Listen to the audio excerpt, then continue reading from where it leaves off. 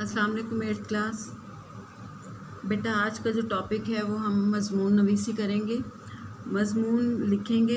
इस पर टॉपिक जो है वो है तंदुरुस्ती हज़ार नेमत है। आपको बताया गया है कि सबसे पहले मज़मून का एक खाका जहन में बना लें और उसके बारे में मेन चीज़ें क्या होती हैं मैंने आपको बताया है। उसके अहम नुकात सबसे पहले आप लिखेंगे कितने पैराग्राफ्स होंगे।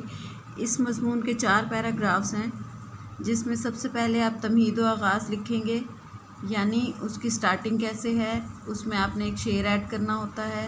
फिर सेहत एक दौलत है, वो हमारे लिए उसकी क्या अहमियत है। तंदुरुस्ती और वर्जिश, यानी वर्जिश कितनी लाजिम व मलजूम है तंदुरुस्ती के लिए, हमें हर रोज़ वर्जिश करनी चाहिए। इसी तरह तालिब इल्म के लिए सेहत कितनी ज़रूरी है। तो ये 4 पैराग्राफ्स हैं। अब आइए देखते हैं, ये आपकी इम्तियाज़ी उर्दू ग्रामर में मौजूद है ये मज़मून। और अब आगे देखते हैं कि आपने ये अहम नुकात पहले लिख लें और उसके बाद आपने मज़मून को कैसे लिखना है। मज़मून को डिस्कस करते हैं, आइए। जी बेटा, ये देखिए, सबसे पहले मज़मून आप लिखने से पहले इसकी शेर लिखेंगे। कदरे सेहत मरीज़ से पूछो, तंदुरुस्ती हज़ार नेमत है। ठीक है बेटा, आगे देखिए, ये फर्स्ट पैराग्राफ है जो आप तमहीद व आगाज़ के साथ ये पैराग्राफ लिखेंगे। यहाँ से यहाँ तक ये पूरा पैराग्राफ ये देखिए। सच है, दुनिया में सेहत से बढ़कर और कोई दौलत या नेमत नहीं है। जिस आदमी को सेहत नसीब नहीं, उसके लिए दुनिया एक दोज़ख है, मुसीबतों का घर है। ख्वाह वो कितना ही दौलतमंद क्यों ना हो, अगर सेहत नहीं तो इसकी ज़िंदगी हराम है। फ्रांस के एक दौलतमंद के मुतालिक मशहूर है कि जब उसे रात भर नींद ना आती थी तो वो बेहद परेशान हो जाता था, तो ये सवाल किया करता था, क्या नींद किसी बाज़ार से मिल सकती है। नेक्स्ट पैराग्राफ जो है ये आप देखेंगे, सेहत एक दौलत। सेहत एक ऐसी दौलत है जिसकी हर शख्स को ज़रूरत और तमन्ना है, क्योंकि उसके बगैर दुनिया का कोई भी काम नहीं हो सकता। दुनिया में जितने बड़े बड़े आदमी गुज़रे हैं ये हुए हैं जिन्होंने लाखों बंदगाने खुदा पर हुकूमत की, फ़ातिहीन जिन्होंने मैदान जंग में अपनी बहादुरी के जौहर दिखाए और बहुत से मुल्क फ़तह किए और दुश्मनों को मग़लूब किया, यानी दुश्मनों पर फ़तह पाई।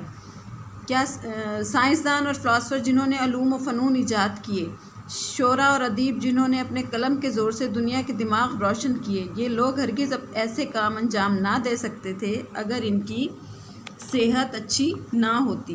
ये सेकंड पैराग्राफ एंड हो गया है। अब थर्ड पैराग्राफ देखिए,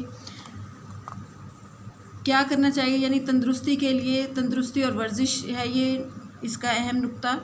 तंदुरुस्ती के लिए खाने पीने की चीज़ों में एहतियात से काम लेना चाहिए। इसके साथ साथ कदरे वर्जिश का होना भी बहुत ज़रूरी है। सुबह शाम खुले मकाम पर ताज़ा हवा में सांस लेने के लिए पैदल चलने और खेल खेलने, सैर तफरी करने की अशद ज़रूरत है। बुरी बातों लहव लहब से बचना चाहिए, यानी लहव लहब यानी बुरी बातों से, क्योंकि इन बुराइयों में पड़कर इंसान की सेहत बिल्कुल तबाह हो जाती है। सेहत के लिए जिस्म की सफाई भी ज़रूरी है, क्योंकि नहाने धोने से मसामात खुल जाते हैं और जिस्म से पसीना आसानी के साथ खारिज हो जाता है और इंसान चुस्त व चालाक और तंदुरुस्त रहता है और बीमारी का अंदेशा नहीं रहता, यानी बीमारी का ख़तरा नहीं रहता।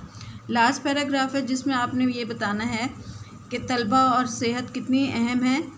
तलबा के लिए, ये तालिब इल्म के लिए सेहत कितनी अहम है। तलबा को ख़ास तौर पर अपनी सेहत का ख्याल रखना चाहिए। गुस्से, गम और रंज का भी सेहत इंसानी पर बुरा असर पड़ता है, इसलिए जहाँ तक हो सके अपने आप को हर वक्त खुश रखें और रंज व गम को भुला दें। नेकी इख्तियार करें और बुराई से दूर रहें। सेहत और तंदुरुस्ती से बढ़कर दुनिया में कोई नेमत नहीं, इसलिए सेहत की कदर करना नहायत ज़रूरी है। किसी शायर ने क्या खूब कहा है सेहत खुशी की सुनहरी कलीद कि है तंदुरुस्तों को हर रोज़ ईद। इसका मतलब ये है, कुलीद कहते हैं बेटा चाबी को, यानी सेहत के लिए खुशी जो है वो एक सुनहरी चाबी है। खुश रहने से इंसान की सेहत अच्छी होती है। इसका ये मतलब है कि तंदुरुस्तों को है हर रोज़ ईद, यानी तंदुरुस्त लोग जो हैं वो डेली बेसिस पे खुश रहा करेंगे, तो वो डेली बेसिस पे वो उनकी हर रोज़ एक नई ईद है। ठीक है बेटा, ये आप ऐसे आप नोटबुक में लिखें और इसको याद भी करें। ओके, अल्लाह हाफ़िज़।